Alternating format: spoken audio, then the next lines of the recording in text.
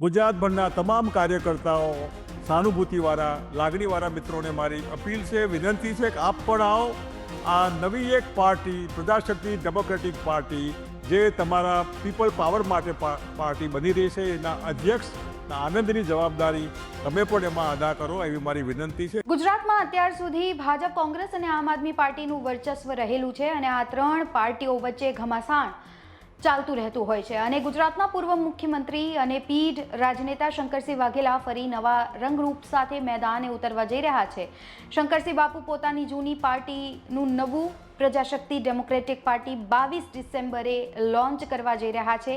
એટલે 22 ડિસેમ્બર રવિવારના રોજ શંકરસિંહ વાઘેલા એકવાર ફરી રી એન્ટ્રી કરવા જઈ રહ્યા છે, જેને લઈને અનેક અટકળો છે એ પણ વહેતી થઈ છે. કેમ કે મહત્વનું છે, સ્થાનિક સ્વરાજની ચૂંટણીઓ છે એ આવનારા દિવસોમાં નજીક છે. એવામાં શંકરસિંહ વાઘેલાની આ પાર્ટી ભારતીય જનતા પાર્ટીને ડેન્ટ પહોંચાડશે કે પછી કોંગ્રેસને ડેન્ટ પહોંચાડશે એવી અટકળો પણ વહેતી થઈ છે. કારણ કે અંદરખાને બીજી વાત એ પણ છે કે ક્ષત્રિય સમાજનો ગુસ્સો છે હજી સુધી શાંત નથી થયો અને અંદરો અંદર અલગ જ જ્વાળા છે ઉત્પન્ન થઈ રહી છે.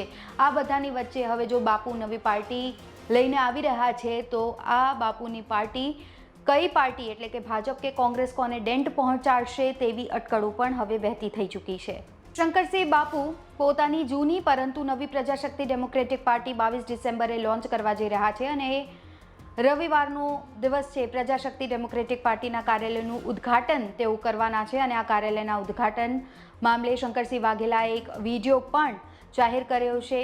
એ વિડીયોમાં શું ઉલ્લેખ કરવામાં આવ્યું છે તેની પણ આપણે વાત કરવાના છીએ. પરંતુ આગામી 22 ડિસેમ્બરે ગુજરાતના પીઢ રાજનેતા શંકરસિંહ વાઘેલા પોતાની નવી પાર્ટીના કાર્યાલયનું ઉદ્ઘાટન કરવા જઈ રહ્યા છે અને આ ઉદ્ઘાટન સમયે જ તેમના પાર્ટીના પ્રદેશ અધ્યક્ષ તરીકે દાંતા સ્ટેટના રાજવી સિદ્ધરાજસિંહ શપથ લેશે. આ કાર્યાલય મહેસાણા અમદાવાદ હાઈવે પર લોન્ચ કરવામાં આવશે અને આ સાથે જ હવે સ્થાનિક સ્વરાજની ચૂંટણીના મેદાનમાં પણ શંકરસિંહ વાઘેલા ઉતરવા જઈ રહ્યા છે એ વાત તો હવે સ્પષ્ટ છે. વિડીયો મેસેજમાં શું તેઓ કહી રહ્યા છે સાંભળીએ. અમે પ્રજાશક્તિ ડેમોક્રેટિક પાર્ટીના કેટલાક કાર્યકર્તાઓએ દાતા નરેશ મહારાણા રિદ્ધરાજસિંહજીને વિનંતી કરી કે આપ મા અંબાજીના પ્રથમ સેવક છો, આપણે કોઈ વાંધો ન હોય તો અમારી પાર્ટીના અધ્યક્ષની જવાબદારી આપ સ્વીકારો. પોતે હા પાડી, હું એમને આભારી છું. આવા મહારાણા દાતા રિદ્ધરાજસિંહજીની અધ્યક્ષ તરીકેની પદગ્રહણ વિધિ 22 તારીખે રવિવારે બપોરે 1:30 થી 2 Adalaj SG highway Mehsana Ahmedabad highway Trimandir પાસે વાવ પાસે એક સરસ મજાના સંમેલનનું આયોજન કરેલું છે. ગુજરાતભરના તમામ કાર્યકર્તાઓ, સહાનુભૂતિવાળા, લાગણીવાળા મિત્રોને મારી અપીલ છે, વિનંતી છે કે આપ પણ આવો.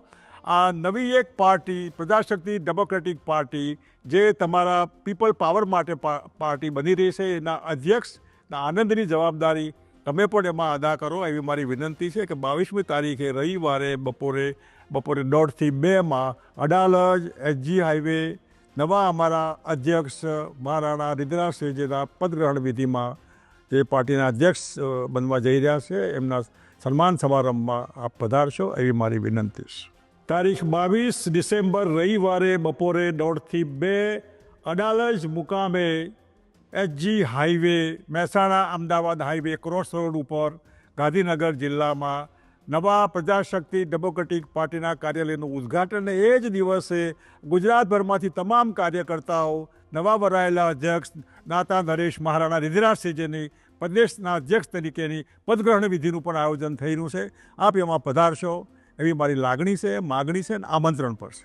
જય હિન્દ. સ્થાનિક સ્વરાજની ચૂંટણીઓ પણ આવી રહી છે અને આ ચૂંટણીમાં જો શંકરસિંહ બાપુ પોતાના ઉમેદવારો મેદાનમાં ઉતારે તો ભાજપ અથવા કોંગ્રેસ કોઈ એક પક્ષને તો ચોક્કસપણે નુકસાન પહોંચશે એ વાત નક્કી છે. ત્યારે હવે રિટાયરમેન્ટના સમયે શંકરસિંહ બાપુ હવે ફરી મેદાને આવી ગયા છે.